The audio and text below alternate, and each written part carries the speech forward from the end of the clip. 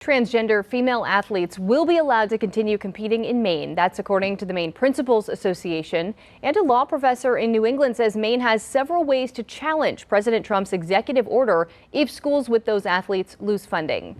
The MPA says it will continue to follow the state's law when it comes to gender identity. Maine has a Human Rights Act, and a law professor at UNH says there are several ways the president's order, titled Keeping Men Out of Women's Sports, can be challenged in court.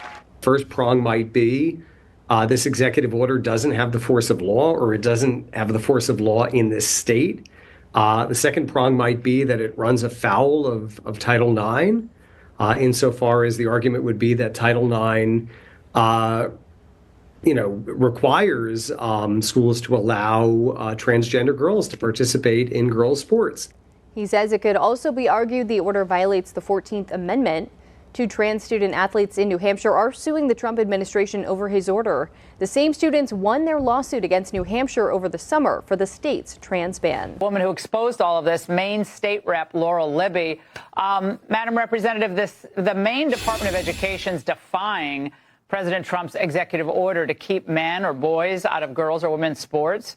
So what needs to happen now to protect girls' sports in Maine? Yeah, absolutely. Just shortly after President Trump issued his executive order, the Maine Principals Association came out and said that they were going to continue to allow boys to compete in girls' sports here in Maine. I can't imagine that anything is going to change either the MPA's minds or Democrat legislators on this policy, except for President Trump's administration taking action and defunding Maine schools until they comply.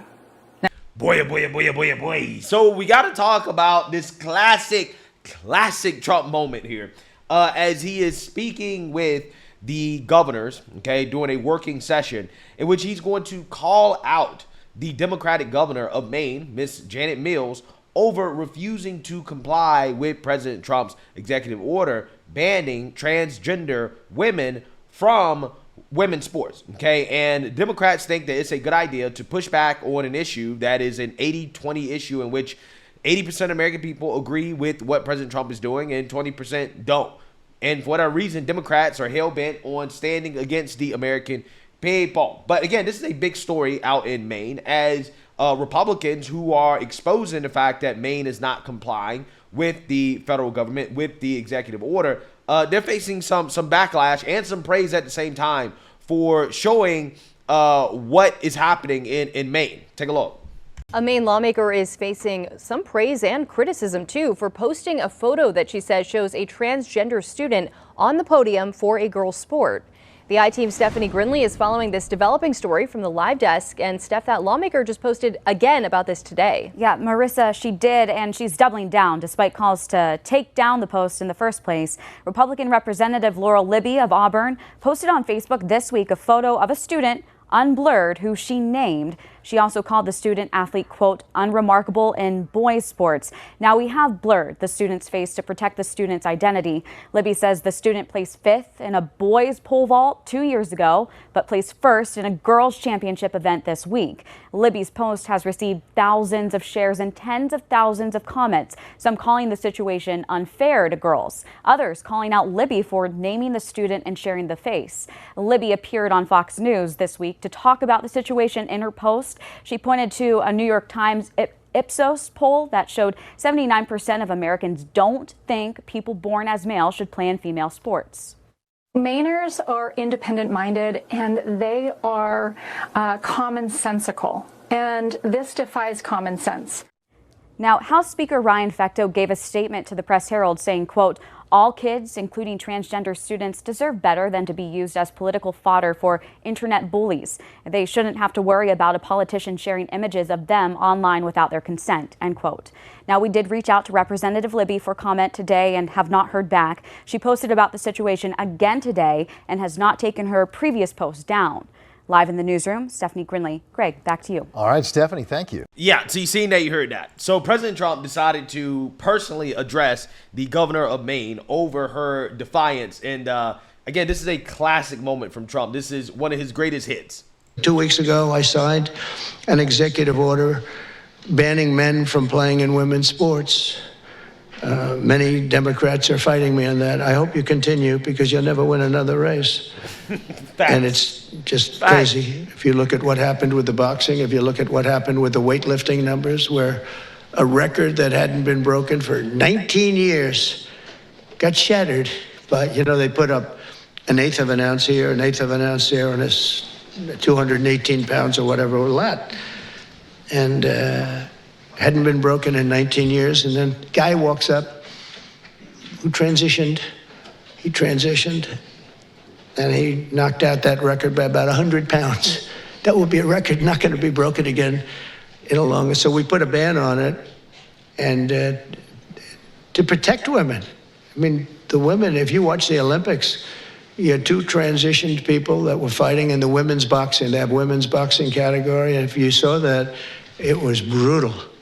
What happened to the Italian woman was a really good boxer. After one punch, she said, no more. I've never been hit. It was a left. It was not even it was just a left jab. She got hit so hard, she said, I can't do it. They forced her to go out. No, go out again. You'll do it. Goes out again, gets hit again. No, that's it. She didn't want to die. And it's crazy, but the NCAA has complied immediately, by the way. That's good. But I understand Maine. Is the Maine here, the governor of Maine? Down here. Are you not going to comply with it? I'm complying with state and federal laws. We are the federal law. Well, you better do it. You better do it because you're not going to get any federal funding at all if you don't. And by the way, your population, even though it's somewhat liberal, although I did very well there, your population doesn't want men playing in women's sports. So you better comply because otherwise you're not getting any federal funding. See you in court. Every state, good, I'll see you in court. I look forward to that. That should be a real easy one. And enjoy your life after governor because I don't think you'll be in elected politics. Every state has a responsibility to comply with Title IX. They have an obligation, a legal obligation. And we'll be enforcing aggressively, and we're going to be protecting our citizens. We're going to protect. So just to end, this administration has been... Yeah, so you see that, you heard that, right? Total humiliation for that Democrat governor. Why is that? Well, it's because President Trump is right. He's 100% right. Yeah, your career, right? You're not going to have a long career in politics if this is what you're going to double and triple down on, right? If you're going to double and triple down on an issue that's an 80-20 issue in which the American people, 80% of them are against you, and yet you're defying an executive order, you're defying the president when it comes to enforcing something that the American people agree with, yeah, you're not going to win that battle. You're never going to win that battle. You're going to continue to lose elections, right? And it's so funny because, you know, Democrats run around here and they have these conversations, okay, these think tanks about why they lost. You don't need a think tank, and you don't need all these deep conversations about why Democrats lost. It's very simple why Democrats lost. It's because Democrats are out of touch with the American people, right? They're in bed with the far left, and because they're in bed with the far left, they are going to always turn off a majority of the population, right? Because a majority of the population really does not like the woke left, right? The woke left has become extremely unpopular over the past 4 years, okay? And again, as long as Democrats decide that, you know what, we're going to support this, okay, we're going to be in bed with this type of stuff, then their party, it's going to be hard for them to recover, right? Because people don't want the far left woke agenda that Democrats are trying to cram down American people's throats. And then they'll turn around and say, oh, we're not woke. We didn't run on this, right? But it's like, this is what you're doing at the local level. And at the local level, that is a representation of what the Democrat Party is, who the Democrat Party is at their core, right? At the core of the Democrat Party are the Brandon Johnsons, the Karen Basses, the Kathy Hochul's, the Michelle Wu's, this woke governor, Janet Mills. This is the Democrat Party, folks. This is what they represent.